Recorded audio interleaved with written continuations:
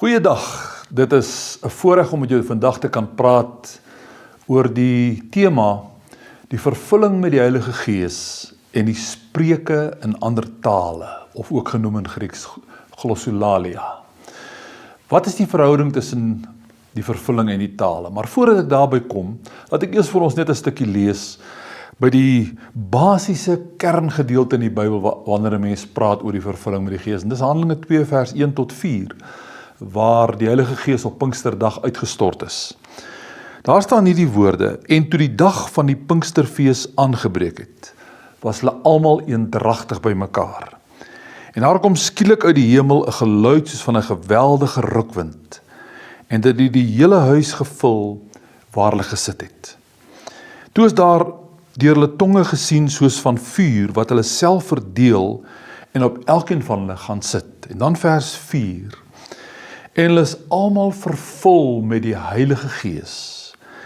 En het begin spreek in ander tale, soos die Gees aan hulle gegee het om uit te spreek.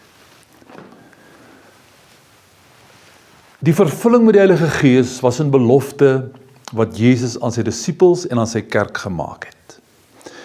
Reeds daar in Lukas 24 vers 49, voor sy hemelvaart, het hy vir hulle gesê dat hulle moet nou niks gaan doen nie gaan preek, gaan kerke bou of iets nie, maar hulle moet hulle gaan wag in die stad Jerusalem, totdat hulle aangedoen is met krag uit die hoogte. En van Jesus se laaste woorde voordat hy hemel toe opgeneem is, sê in Handelinge 1 vers 8, julle sal krag ontvang, wanneer die Heilige Gees oor julle kom, en julle sal my getuies wees, in Jerusalem, Judea en tot aan die eindes van die aarde. En nou kom ons in Handelinge 2 vers 4, waar daar die belofte plaasvind en realiseer, nadat hulle 10 dae gebid en gewag het in die boventrek, die 120, waar hulle almal vervul is met die Heilige Gees. Nou in die eerste plek is dit belangrik om te besef dat mense kan slegs vervul word met die Heilige Gees, as hulle reeds gered is. Die disippels het reeds vroeër in die evangelies kennis gekry dat hulle name is geskryf in die boek van die lewe.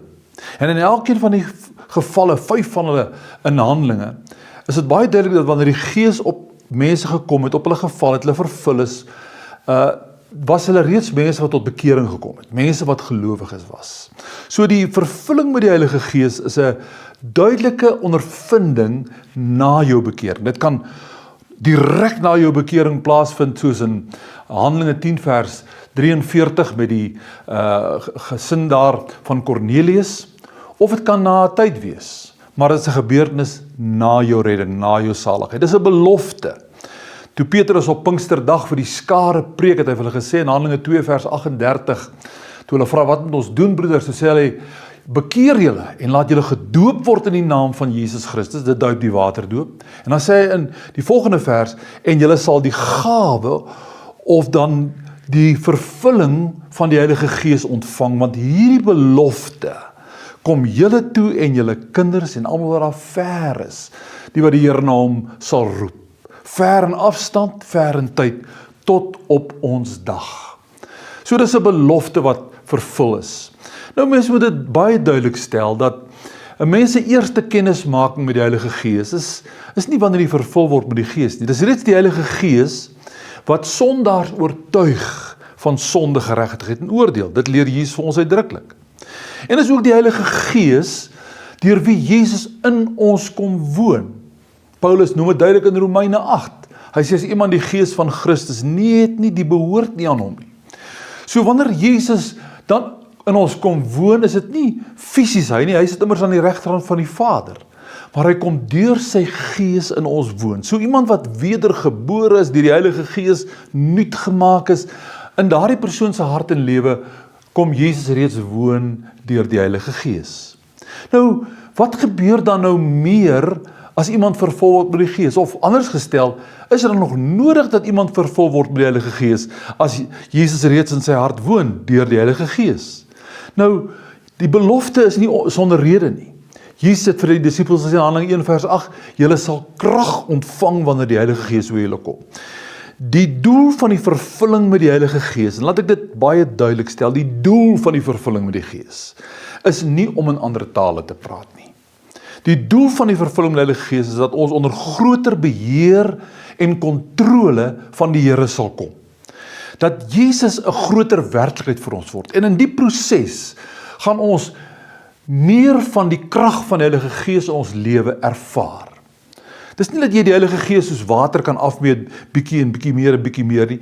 Wat eintlik gebeur is wanneer ek tot wedergeboorte kom, ontvang ek die Heilige Gees.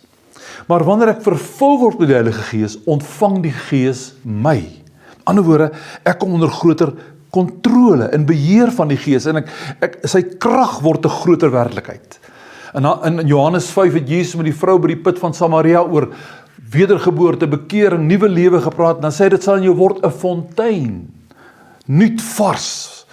Maar wanneer hy in Johannes 8 by die Loofhuttefees praat van die vervulling met die Gees, daar in vers 37, 38, 39, dan sê hy, dit sal in julle word strome, nie meer uit 'n fontein nie, maar strome. Anderswoorde, dit spreek van oorvloed, dit spreek van beheer, en dit is so noodsaaklik. Jesus sou nie sy disippels gesê het, gaan wag in Jerusalem, moet niks doen voordat jy vervul is met die Gees. Hy sou nie gesê het, as die vervulling met die Heilige Gees nie nodig was. Nou, dit is belangrik om te besef, die vervulling met die Heilige Gees is nie 'n kwalifikasie om in die hemel te kom nie. Die kwalifikasie om in die hemel te kom is wedergeboorte. Om die Here Jesus se kruisdood te aanvaar en te besef, glo dat daar deur sy dood en sy bloed vir my versoening met God gekom het. Die vervulling met die Gees bekwam jou nie vir die hemel nie, wedergeboorte bekwam jou vir die hemel.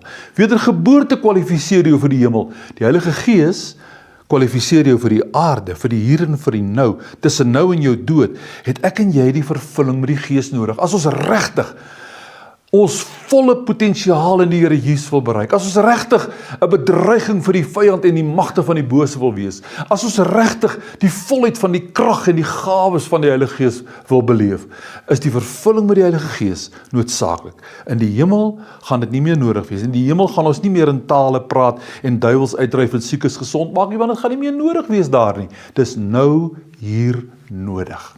Nou by die vraag, wat het die spreuke in tale dan te maak met die vervulling met die Heilige Gees? Ek het reeds gesê, dit is nie die doel van die vervulling met die Gees dat ek in ander tale praat nie. Die spreuke in ander tale is 'n bonus. Dit is interessant dat in Handelinge daar 5 gevalle was wat vir ons vermeld word. Historiese gevalle van mense wat vervul is met die Heilige Gees. En in 3 van die 5 gevalle word eksplisiet gesê dat hulle is vervul met die Gees en het in ander tale gepraat. Dis in Handelinge 2 vers 4, waar die 120 in die bovertrek vervul is en hulle het in ander tale begin praat. Dit was in Handelinge 10 met Cornelius daar in Caesarea, terwyl Petrus nog met hulle praat en toe hy kom by bekering, ek dink is in vers 43 van Handelinge 10, toe hy praat oor bekering, het hulle waarskynlik onder die bediening van die woord tot bekering gekom. En net in die volgende vers sê hy, en hulle hoor hoe hulle in ander tale praat. So daar volg die tale direk na hulle bekering. Die vervulling met die Heilige Gees. En dan in Handelinge 19, lees ons van disippels, volgelinge van Jesus in Efese. Hulle was reeds volgelinge van Jesus, disippels van Jesus, maar hulle was nog nie vervul met die Gees nie. Hulle trouwens het nog niks geweet van die Heilige Gees nie. Hulle het nie eens geweet die Gees is binne in hulle nie. En toe Paulus dit verneem, het hy vir hulle hand opgelê, en ons lees in vers 5, hulle het in ander tale gespreek en selfs ook geprofeteer. So in 3 van die 5 gevalle word dit spesifiek gesê, direk na mense vervul is met die Gees, het hulle in ander tale gepraat. Die ander 2 gevalle is in Handelinge 8 en in Handelinge 9. In Handelinge 8 lees ons van die evangelis Filippus, wat in Samaria kom en mense vir die bekering tot hulle preek en hy doen wonders.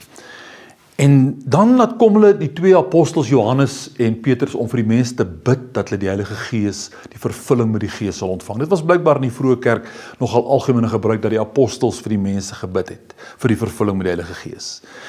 En dan lees ons toe Petrus vir hulle bid, en die Gees op hulle gekom, op hulle geval, maar ons lees nie dat hulle in tale gepraat nie. Wat ons wel lees, is dat daar was 'n towenaar, in Samaria, 'n man wat deur die okkulte en bose geeste se magte ook wonders gedoen het. Trouwens, die Bybel sê hy die mense verstom met die tekens wat hy gedoen het. Maar toe hy sien dat deur die oplegging van hande van Petrus en Johannes mense vervul word met die Gees, het hy vir hulle geld aangebied om ook hierdie gawe te kry. Nou kan jy vir jouself vra, wat gebeur met die vervulling met die Heilige Gees? Ten diepste is dit iets wat tog in jou hart gebeur, iets wat 'n mens nie sommer van buitekant kan sien nie. So die noodwendige afleiding wat deur die meeste teoloë gemaak word, is dat die disippels, toe hulle bid vir die mense in Samaria, hulle ook vervul is en hulle het in ander tale gepraat. En dit bring ons net by 'n ander punt. Baie mense wil tale afmaak en geringskat. In Samaria het die apostels, of Jakobus liewer, het hy wonderwerke gedoen. Maar dit het Simon nie beïndruk, die towenaar nie, want hy kon self wonderwerke doen. Hy het die mense verstom met sy wonderwerke. Maar toe mense in ander tale begin praat, het dit hom so beïndruk, meer as die ander wonderwerke, dat hy geld aangebied het vir Petrus om hierdie gawe te koop. Natuurlik het Petrus hom vervloek daarna. In Handelinge 9 lees ons van die 5de geval van die vervulling met die Heilige Gees in Handelinge. En dit is waar Saulus kragtadig tot bekering kom op pad na Damaskus. En dan stuur die Here hom na Reguitstraat en stuur hy een van sy volgelinge Ananias daar na Paulus, om vir hom te bid, sodat hy weer kan sien, want hy was blind na hy met die Here ontmoet het op die pad na Damaskus, weer kan sien en met die Heilige Gees vervul word. En so het Ananias ook vir Paulus gaan sê, alhoewel hy baie bang was vir Paulus, want Paulus gekom om hulle te vervolg. En daar lees ons toe hy sy hande op hom lê, het sy oë opgegaan, het gesien en hy is vervul met die Gees. Maar ons lees weer eens nie dat Paulus in ander tale gepraat het nie. Maar met Paulus is dit nie 'n kwessie nie. Want Paulus sê uitdruklik in 1 Korintiërs 14 vers 5 en ook later in die hoofstuk, hy sê ek praat meer in tale as julle almal. So Paulus het in tale gepraat, baie in tale gepraat. En nou kan 'n mens net hierdie afleiding maak in die Bybelse vertellinge waar mense vervul is met die Heilige Gees, of jy dit eksplisiet daar sien of dit implisiet daar staan dat dit geïmpliseer word. Elke keer in die Nuwe Testament, wanneer mense vervul is met die Heilige Gees, het hulle ook in ander tale gepraat. Dis nie iets waaroor 'n mens onnodig hoef te vra nie. Want dis nie 'n straf nie, dis 'n seën. Daar's soveel voordele, daar's soveel seën, wat ons nie altyd besef, daarom in tale te praat. Dink jy Paulus sou sonder rede vir die mense sê, ek wens dat julle almal in tale praat, 1 Korintiërs 14 vers 5. Of later in die hoofstuk, ek praat meer in tale as julle almal. Sou Paulus dit sê as dit nie waar is nie? Paulus sê in 1 Korintiërs 14 vers 2, hy sê as ons in tale bid, bid ons nie tot mense nie, maar tot God, en niemand verstaan dit nie. Hy sê in vers 5, of in vers 4, as iemand in tale bid, bou hy homself op. Die ou vertaling het vertaal met stig homself. Is daar ander dinge waarvan jy lees in die Bybel wat 'n mens opbou? Hier sê hy spesifiek, as jy in ander tale bid, dan bou jy jouself op. Tale is 'n groot seën. En die Here gee dit as 'n bonus wanneer ons vervul word met die Heilige Gees. Nou die afleiding wat ons kan maak uit die gevalle in Handelinge, is dat in die vroeë kerk het mense wanneer hulle vervul is met die Gees onmiddellik in tale gepraat. Wanneer Petrus homself voor die gemeente in Jerusalem moet regverdig waarom hy die heidene Kornelius hulle gedoop het in water, het hy vir hulle gesê in hoofstuk 11, hy sê, hierdie mense toe ons vir hulle bid, het hulle net soos ons aan die begin die Heilige Gees ontvang. Hoe het hy geweet, dit was net soos in die begin? Want die Heilige Gees se werking is mos ten diepste hier binnekant. Hy het geweet, want hulle het in ander tale gepraat. En dit was vir hom genoeg rede om ook hierdie mense te doop in water. So ons afleiding is dit. In die vroeë kerk was die eerste onmiddellike, sigbare bewys of teken dat mense vervul is met die Heilige Gees, dat hulle ook in ander tale gepraat het. Nou daar staan nie ergens in 'n teks, daar's nie 'n vers wat ek vir jou kan aanhaal, as vir jou sê Handelinge 7 vers 12 staan daar, as jy nie in tale gepraat het, is jy nie vervul met die Heilige Gees nie. So ons kan nie 'n dogmatiese teologiese stelling maak en sê, as jy vervul is met die Gees, sal jy in tale praat, of as jy nie in tale gepraat het nie, is jy nie vervul met die Gees nie. Ons kan dit nie sê nie. Wat ons wel kan sê is, aan die begin, as mense vervul is, het hulle in ander tale gepraat. En ons kan verseker aanvaar dat wat goed genoeg was vir die vroeë kerk en vir die vroeë disippels, is sekerlik goed genoeg vir ons. Want Jesus se disippels, sy eerste volgelinge, sy eie moeder Maria, was in die boventrek toe hulle Heilige Gees ontvang het. En ek besef, na die eerste eeu het dit geleidelik afgeplat, soos wat in ons tyd die geval is. Daar's al hoe meer historiese Pinkstermense in ons tyd, wat die spreuke en tale bevraagteken, wat sê dis nie nodig nie. Maar in die Bybelse tyd het dit gebeur, en ek wil herhaal, ons is in goeie geselskap, as ek in ander tale praat. Want al die disippels, en Jesus sy eie moeder, en die Samaritane, en Paulus, en Cornelius, en die gelowiges in Efese, het in ander tale gepraat. En dit terwyl het waar, as ek sê, afgeplat. Iemand het eenmaal in Engels gesê, in the first century all Christians spoke in tongues. In the second century most Christians spoke in tongues. In the third century some Christians spoke in tongues.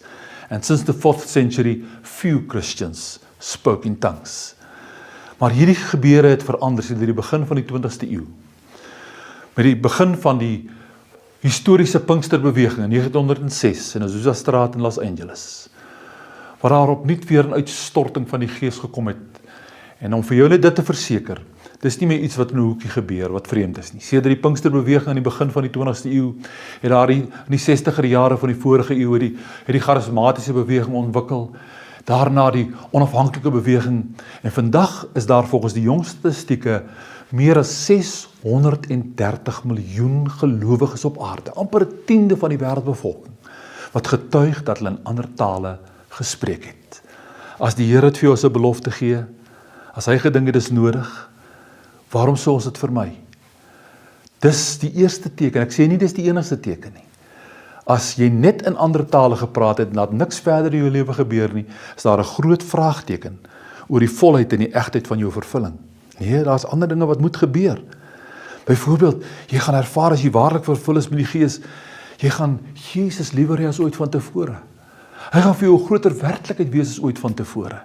Jy gaan uitvind dat jy hom in 'n nuwe dimensie met meer oorgawe kan bid.